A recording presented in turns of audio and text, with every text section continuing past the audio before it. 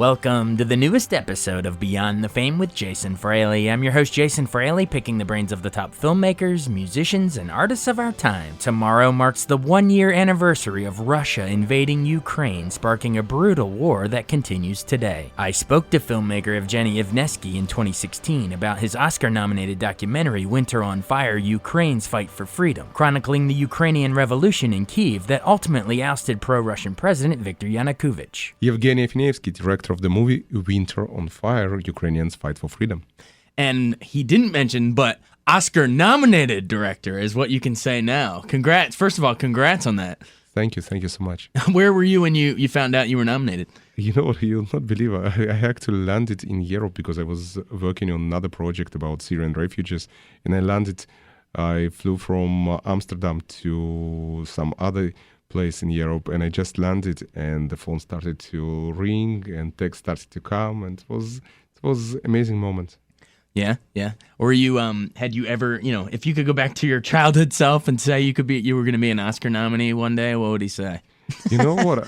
Sometimes I'm thinking about that if somebody, when I was a child in Russia, was telling me that one day I will be stepping on a Hollywood and I will be doing my marks in the history, you know what? Because I'm definitely doing some marks in the history, you know what? Yeah. I will be laughing and not believing, but you know what? I guess the sky is the limit when you are a hardworking person and when you believe in yourself and putting goals in front and trying to achieve your goals, working hard to achieve your goals. So. Yeah. Now, before final bit on the Oscars before I want to get into the movie itself. But yeah, have you seen the other nominees that you're up in your competition? It's some tough competition. Absolutely. It is a tough competition, and I saw all of them, and they're all fascinating movies. And you know what?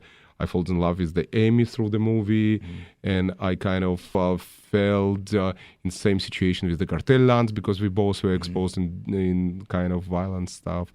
And you know what? Nina Simone, I was kind of blown away by this amazing personality of her, kind of bad and a good, but she's still fascinating singer. So it was amazing. Look of Silence was kind of a sequel to the Art of Killing. Yeah. So it's all of them are fascinating movies, fascinating stories, and extraordinary filmmakers. Is it going to be exciting to sit next to all of them? Out at the awards. You might not be sitting right next to them, but. Listen, this Monday I was at the Nominee Luncheon where I was sitting next to Steven Spielberg and Leonardo DiCaprio and Matt Damon, and my co-producer Dan Tolmar was sitting literally. Next to him was sitting Lady Gaga, so it was interesting. You and Lady Gaga, man. I mean, no, that's really cool. Yeah, Joshua Oppenheimer's coming in tomorrow to talk about Look of Silence. So you beat him to the punch on that. And the guy that made the Cartel Land came in, I guess, over the summer. So we're having them all in here, all you Oscar-nominated people. Nice. If you come into WTOP, you get nominated, apparently. And you know what? I just saw Joshua on Monday because we've been also at the Oscar Luncheon, and then we've been together at some other interviews. We had a panel of all five of us, so I just saw him a couple days ago. Awesome. And just a few minutes ago, you mentioned that you grew up in Russia, right? Yes. So where exactly and how? Kazan, the capital of Tataria, not far from Moscow. Okay. One of the actually oldest cities inside of Russia, because I think Kazan was just celebrating 1,000 and something years old, so it's quite old. Yeah, definitely. How did you get into filmmaking? Was it in Russia or have you? It was in Russia because you know what? I was always dreaming about art. I've been exposed to the theater. I played in a school theater. I played in different groups theater, and then I kind of was exposed to 16mm filmmaking. I did my first documentary when I was 16 also, actually. And you know what? I still remember the smell of film and the smell of chemicals when you develop in this in dark room and you splicing and cutting the film. So it was a fascinating experience, you know what? But together with that, right now, it's a digital age. And only because of the digital age, I've been able to kind of document all this history because only with the help of the the modern technology and the variety of different equipment, we've been able to facilitate and document all these events on a go as it was happening, and the events were happening so spontaneous.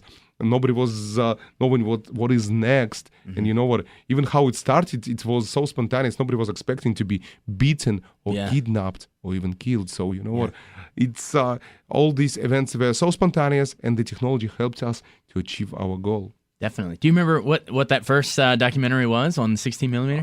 It was about the club of the young guys who were doing small planes and flying them for different competition.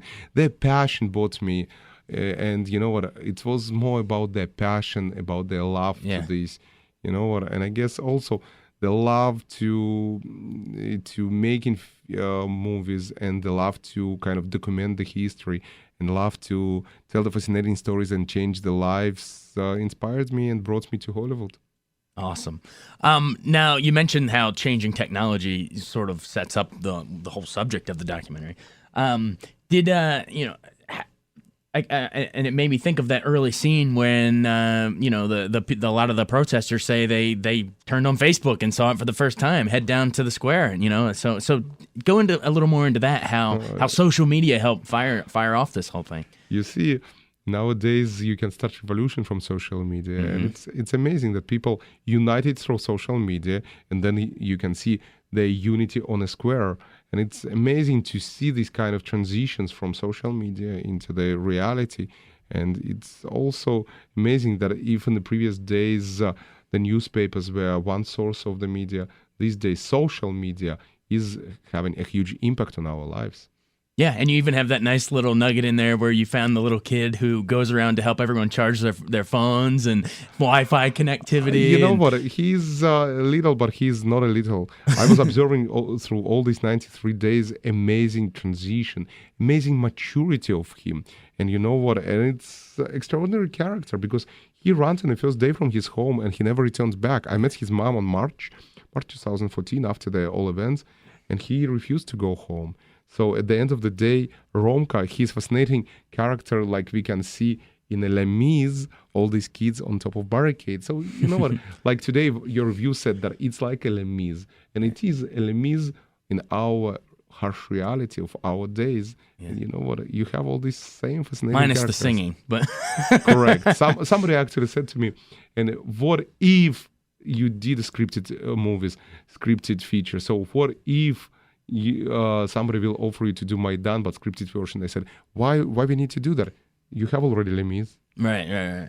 This is a little bit of a different story, but that's really cool. Yeah, what does the boy say? He says, "This is my school," right? It's my school of life. Yeah. And you know what? It's horrible to just even realize that the child who's supposed to play the games, play with the toy guns and all this stuff, in reality holding the real gun and having bullets flying over him. And I saw Romka covered by blood. I saw bullets flying towards him.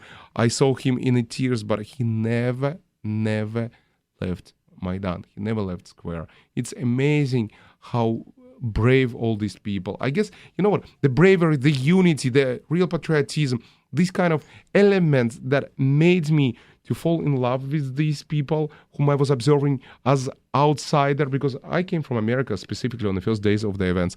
And in the same time, I was observing them, and I was feeling like I obligated to document this fascinating unity of old and young, unity of all social groups, unity of all social classes, nationalities, unity of all the religious groups and churches together with these people. I guess this element and their bravery, you know what, when you're seeing people covered by blood, when you're seeing people kidnapped, when you're seeing bullets really flying towards us, or you know what, we were spread with the tear gas and cold water in this cold weather, much more colder than what you have in here, trust me. So, you know, it's something that not makes people to say, you know what, I don't want to come tomorrow, I don't want to be here. No, it's never stopped them from believing what they believed and stood for what they were staying. And you know what? These fascinating elements made me to realize I am obligated to document this story. I am obligated as a filmmaker, true filmmaker in the heart and soul, to bring it to entire world. despite the bullets, despite the beating, despite that I had blood on my hand, despite that I had wounds. It's all important for the generations, important to our American generation, millennium generation, because you know what, at the end of the day, through this movie, you can go back into the centuries when our founding fathers in the United States, and I'm an American citizen, so when our founding fathers here in the United States achieved their goal, fought for our freedom, for our democracy, for our main values that we are living right now. And I guess it's some kind of reminder to our generation that lives in our days that, you know what, things can't be forgotten and things can't be taken for granted. So it's kind of also educational. So it's not only a movie about past, it's not about a movie that events happened 2 years ago specifically. It's a movie about future of our younger generation, that we are holders of our future in our hands. And you know what? The Ukrainians, specifically the youth, proved it, that they were holding their future in their hands, and they stood for that despite all this bloody mess. They stood for that, believed in that, gave their lives, because a lot of friends of mine, you know what, are lost. And I kind of feeling also responsibility to their parents to bring this movie to entire world, because it's dedicated to them who've been there, whom I met there, whom no longer with us, who are somewhere from the sky observing and looking at us right now. And you know what? We can't forget their names. So I guess this kind of element, this movie, it can be a great reminder to our millennial generation for what our founding fathers stood for. And I guess all this related to the Canadians and to all European countries, because we all live in different society. We all living in freedom, in democracy. And you know what? People not need to forget that these values cost lives. Yeah, you mentioned the millennial generation, and there's that great scene in the end of the movie where the woman says that we grew up in the 90s. We were part of the independent generation. Why do you think it was millennials that were able to do this? What's special about us? You know what? Even looking right now at the elections, look how on both sides, Democrats and Republicans, the younger generation, so excited about that, and they trying to get involved into that. Look, Bernie, how old he is, but he have a lot of younger supporters these days. And you know what, as much as I hate politics and I'm not associated with any of the parties, I can tell this openly, in the same time, for me, it's amazing to observe that our younger generation getting involved into that, because they're realizing that they're holding the key to their future. They're the key makers of the future, and they're starting to involve themselves into their future progress, into what kind of they are planning to be in the future, and they're trying to grow with this future, and they're trying to dedicate themselves to the process that brings them to this future. So it's amazing. Take me to the beginning of the project. Did you say you were living in America and flew back over there? I live in LA. Okay. Where is the beautiful sun? How long were you? When did you move over here? 16 years ago. Okay, and so take me into the idea of you flying over there to cover this, because it's a whole different experience than let's say, I don't know, a Ken Burns doing something about the Civil War or history of baseball, looking backward. That's its own art and its own skill. But how did you kind of drop in as this thing was going in real time? Are you an adventurous person? Yeah, I am. And I think well, I had you in here. That's adventurous enough, right? Correct. But you know what? Being a filmmaker, true filmmaker who wants to change lives, who try and, you know what? I'm not thinking about my life sometimes, because for me, what is important is to change people's life, because this is our goal. At the end of the day, movie, you know what? I've been in the theater. I played and I directed stage. And at the same time, I directed features. And for me, always was important that I can leave something after me. And some people, they're proud of their kids, and some people proud of their legacy, and some people proud that they can change the people's lives. And I guess when you're creating the movie, it's like a sculpture that you're creating in different medium for the centuries. And particularly that, you know what, there is a movies that I was exposed even in Russia, American movies like Gone with the Wind or something, you know what, and these movies are living with us for the centuries. So for me, my projects, they're living after me.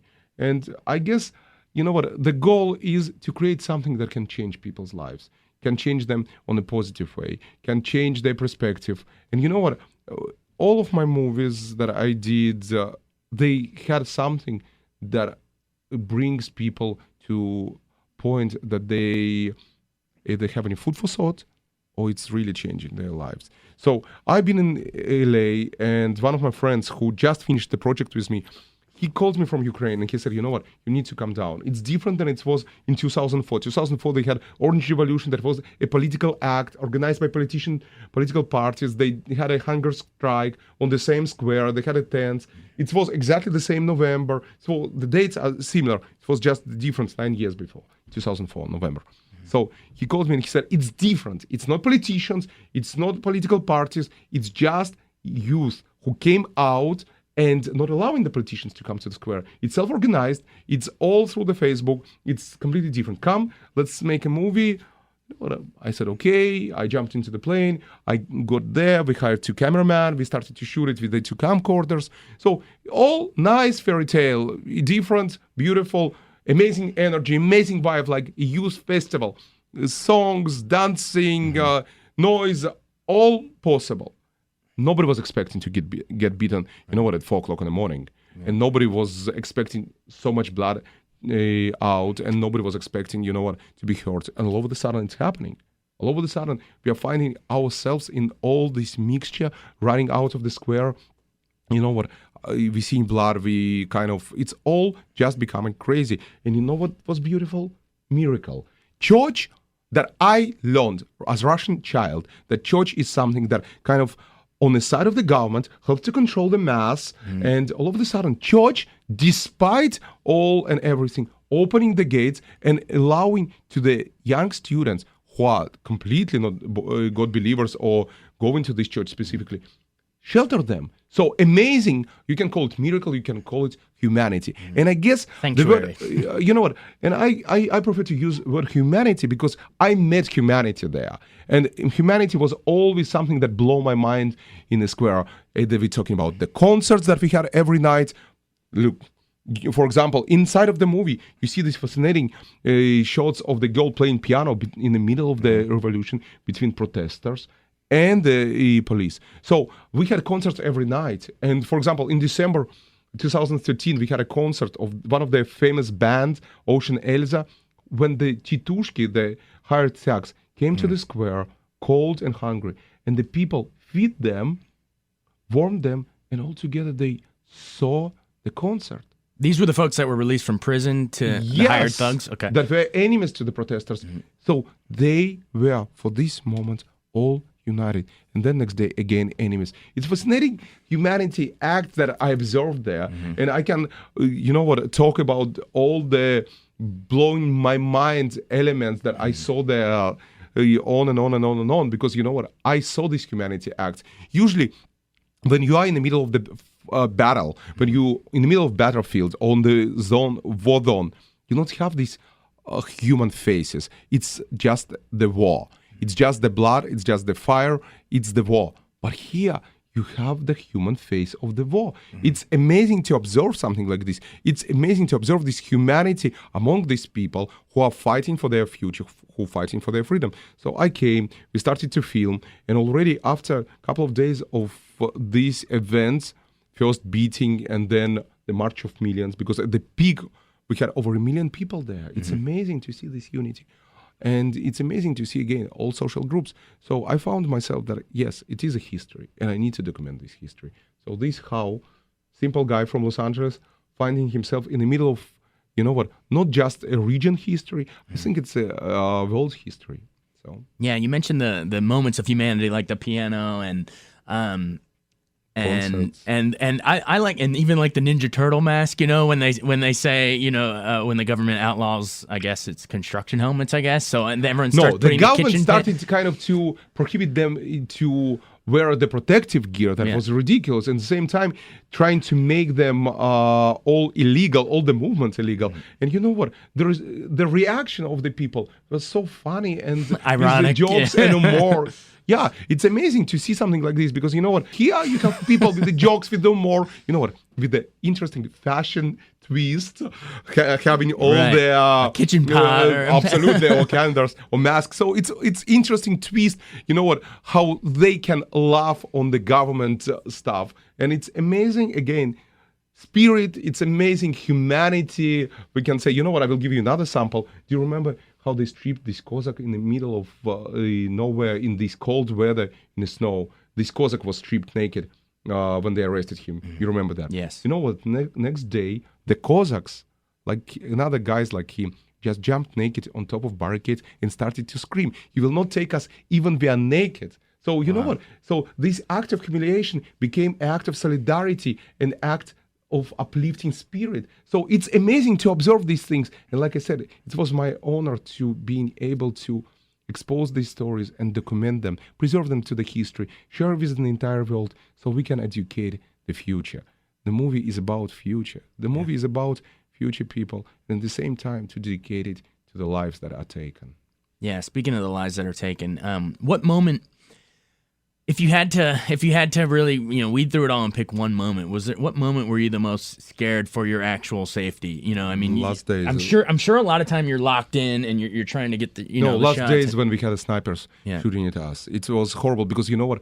I will never forget. I saw one of the priests next to us on the front lines when, first of all, it's horrible to see when somebody next to you just falling and you see blood. I'm not afraid of blood, but it's horrible when you don't know from where bullet coming, from what side. And you know what? I saw the priest with his head when the bullet went through his head, like less than a half inch above his head. So it was horrible when you're realizing that you're hopeless, but the only thing what you can do is to document this history until your last breathe. Until you're breathing, you need to document, you need to continue.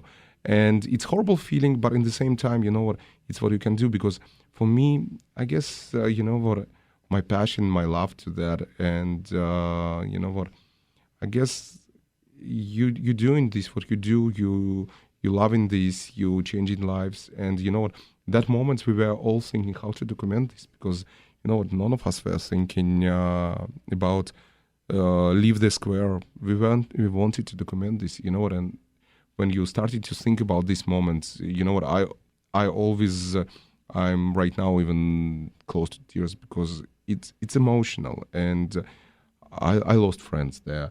I still feeling responsibility to the parents because the people whom I lost were friends. And for me, this movie is a dedication to them, dedication to not only the tragedy, to the amazing human souls. You know that in the same day when most of the people were killed in the February 20th, the most biggest amount of people, souls were taken from us, but in the same time, the biggest amount of the newborn kids were born there. So you know what kind of reincarnation of the souls we can say, you know what, but it's something that's not happening every day. You know what, war happening every day, some kind of unity you can see every day. And I guess we, United States of America, we need to be more united. The world needs to be more united. So I guess this sample of bravery and unity, of real patriotism, that you not need to be born in this country, but you can be a patriot on your heart and a soul. Like I'm a filmmaker in my heart and a soul. I guess these acts are very important nowadays, and it's very important to educate the new generation that grows, the new kids that are born. So it may change the world. Yeah. And you mentioned that, this story isn't just, relegated to the past or 2 years ago, that in fact that past is prologue, like they say, and so speaking of the next generation, what do you see next for Ukraine? I mean, obviously in the post credits of the movie, you talk about Russia annexing Crimea, and all the other lives that have been thousands. I think it's 6,000. You say, is it? By the spring 2015. Wow. Yeah. Right now even more. What would you like to see for the future of Ukraine? You know what? I'm hoping for them for the best. They still continue their fight. And I guess my movie was their first chapter of their fight for freedom. It was the first chapter of fight for freedom for them, which they achieved, which they won. They won because of this unity. That's why it's important to bring this sample as the great idea of unity and as the great sample for everybody, that united we strong. And we are the people who holds the power. Governments are selected representatives of us, of our will, and they're supposed to serve us. At the end of the day, we are the people, our First Amendment of Constitution of United States, we are the people. And at the end of the day, the Ukrainians proved that the people's holding the power and the key to their future. And I guess, you know what, these elements are very important to me, for me there. Now, the Ukrainians, I still continue their fight. And right now is another chapter. For me, what's happened, they achieved their goal, they won, and it was organic full stop for my story, for my first chapter. Right now, they're having second chapter, third chapter, and I just hoping that, you know what, like in every story, there is a happy end. And I'm hoping that the peace will come back to their region and things will be really good because, you know what, at the end of the day, I was born in Russia and I am for the peace between two nations that were together. And between all these days that the peace is not there, my heart is bleeding. My heart is bleeding because my friends still fighting. I have friends who been with me there and then went to the ATO anti-terrorist operation in Donetsk, Donbass to fight. And you know what? My heart is still bleeding for all of them. Even Romka, he never returned home and he's with one of these groups fighting there. So you know what? It's fascinating to see this bravery and this patriotism that grows from the young age. So I guess, you know what? Peace. Yeah. Peace and unity. Yeah. Well, win, lose, or draw at the Oscars, it's a great topic regardless. I mean, it's like you said, this thing's going to live on long past any one award show or any one screening. You know, it'll be, hopefully, you know, even after you and I are gone, maybe people will look back saying this, like you said, Absolutely. This is the first chapter and it's documented so well. So great work and congrats. But it's not just a chapter of Ukraine. Yeah. It's a chapter that belongs, again, to us, to Americans. It's the chapter that belongs to the Europeans. It belongs to the Arab Spring, and it proves that unity won compared to the Arab Spring when Muslim Brotherhood left the youth on the square and betrayed them. So, you know what, again, unity proves that, you know what, it can change the history. And again, this story can be compelling to a lot of other places in the world. So it's unique and it's universal. Definitely. Well, best of luck at the Oscars. I'll see you out there. I'm heading out to cover it backstage, so hopefully you'll come through as the winner. Although I'll probably say the same to Joshua Oppenheimer tomorrow. You know, whoever's sitting in that chair will say good luck. I got to pull for everybody equally, but no, it's a great flick. So thanks, and thanks for coming in. Thank you. Thanks so much for listening to Beyond the Fame with Jason Fraley. Our theme music is Scott Buckley's Clarion. Remember to give us a 5-star rating if you like what you hear. We'll see you next time.